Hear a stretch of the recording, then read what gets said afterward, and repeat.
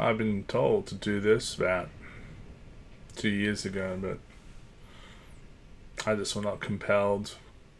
I didn't think my opinion mattered, and yet now we're in a shitstorm.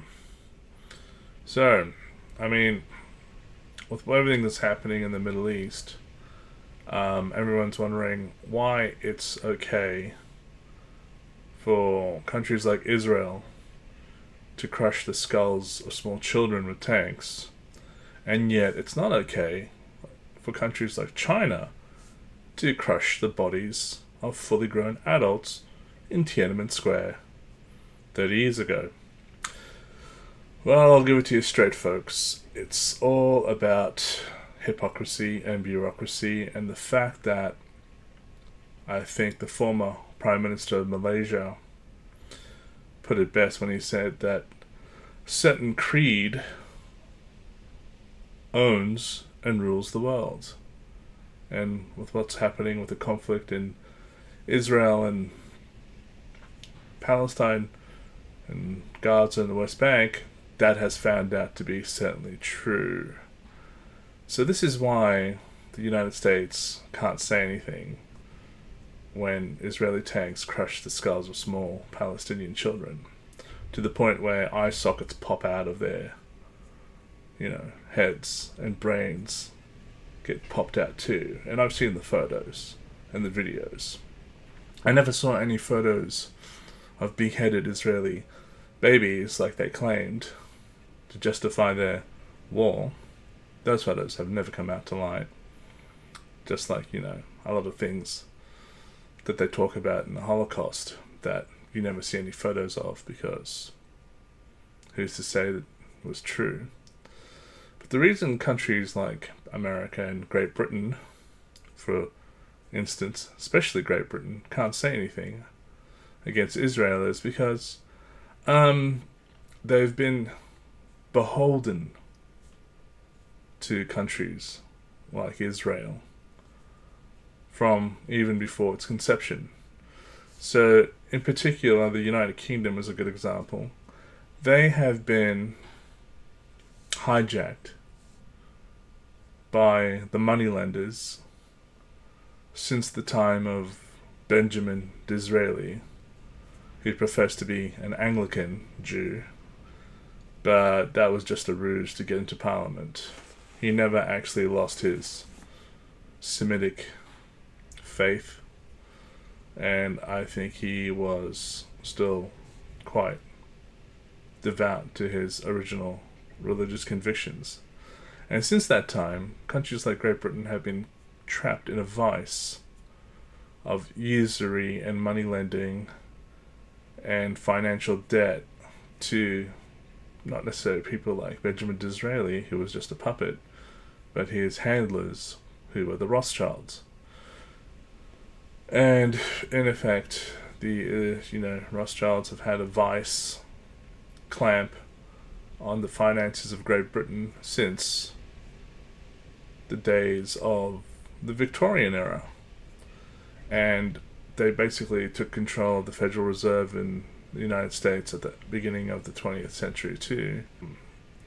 The government of the United States knows this and knows that the actual Federal Reserve is actually bigger than the government of the United States.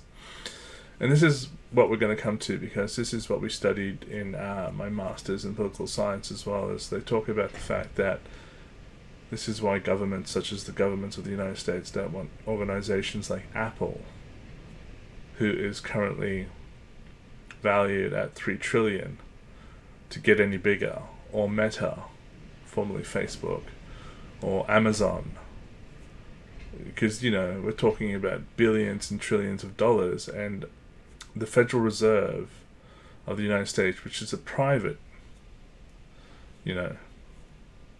organization, is already bigger than the government of the United States, and it's owned by people of a certain creed.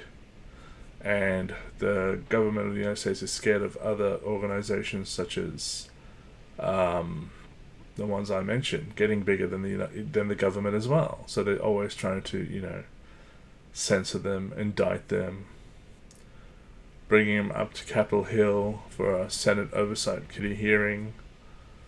And because, the government doesn't want to make that mistake again. And this is the point I'm making. This is why the United States government can't say anything against Israel when Israel starts crushing the skulls of small children under tanks in Gaza, because the government of the United States knows that if they do, that the moneylenders, the international Zionist mafia of usury that was formerly run by the Rothschilds, would devalue the American petrodollar overnight.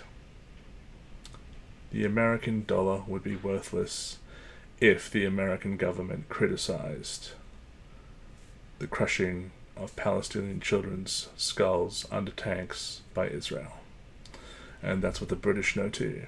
The British know if they criticize such atrocities as well, that their pound sterling will be devalued overnight by these money-lending, usurist, international cabal of Zionist mafia, and the pound will be worth. And it's the same case with the euro. So, if the European Union were to criticize the crushing of Palestinian children's skulls under tanks, the international cabal of Zionist mafia will devalue the euro overnight, and it will be worthless as well.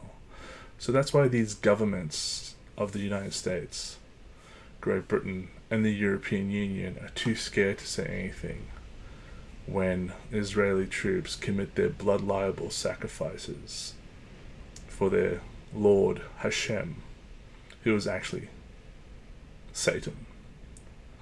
And that's why it's going to be business as usual. Because for the last 400 years, Zionists have controlled money lending, which is usury. For the last 300 years, they've controlled the politics of Great Britain, the United States, and the European Union. And for the last 200 years, they've controlled the media. And that's why we can't say a damn thing when they crush Palestinian children's skulls under tanks, which we have the photographic evidence of, and yet still no photographic evidence of those decapitated babies in those Israeli kibbutzes. That's a bit odd, don't you think? I'll leave you with that, and feel free to make some comments if you have to.